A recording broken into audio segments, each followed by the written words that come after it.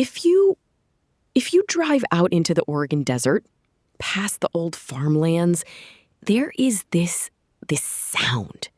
It is not the wind. It is this low, heavy, continuous vibration that feels like it is humming right inside your chest cavity. It is the sound of thousands of computer servers packed into warehouse-sized boxes, cooling down the internet while we scroll through our feeds. And what people do not realize is that hum, that is the sound of raw thermodynamics. We think of the cloud as this weightless, almost spiritual thing, right? Like it is just floating up there in the ether, but it is not.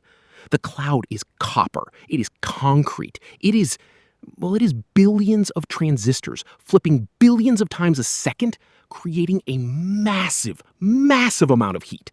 It is a physical machine, and that machine is absolutely parched.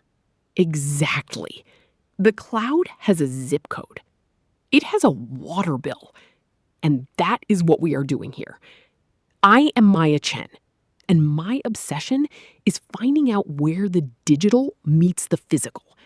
The human communities, the local rivers, the actual real-world footprint of our online lives. And I am Ethan Brooks. I am the guy who wants to pull the cover off that machine. I want to look at the chips, the cooling systems, the energy grids, and figure out how we actually redesign this whole thing so we do not burn the planet down while building the future. Because right now, Ethan, the system is, it is pushing some very real limits.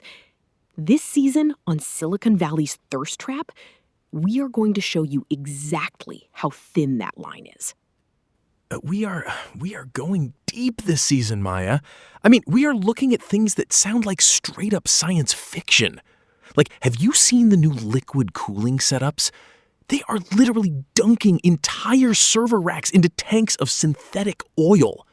It is called immersion cooling. No fans, just bubbling liquid absorbing heat directly from the silicon. It sounds amazing on paper, Ethan, but then you look at where these data centers are actually being built. We are going to take you to quiet agricultural towns where tech giants are quietly buying up water rights. We are talking about communities where farmers are looking at their dry wells, while next door, a windowless data center is using millions of gallons of water a day just to keep AI chatbots from overheating. Yeah, the scale is just mind-boggling. We are going to look at the next generation of AI chips, things like NVIDIA's Blackwell, which can draw over a kilowatt of power per chip. A single rack of these things can need over 100 kilowatts. That is enough to power dozens of homes. Where does that power come from? We are looking at tech companies literally trying to buy nuclear power plants just to keep the lights on. And we are going to talk to the people who live with this reality every single day. The people who hear that constant hum late at night, wondering what it means for their town's future. It really makes you ask, why does our online life require so much offline sacrifice? It is the defining engineering challenge of our generation. Can we build a smarter, cleaner system? Or are we just running out of runway? We are going to find out. Hit subscribe and join us for the rest of the season as we find out where the cloud actually lives. See you out there. Catch you next time.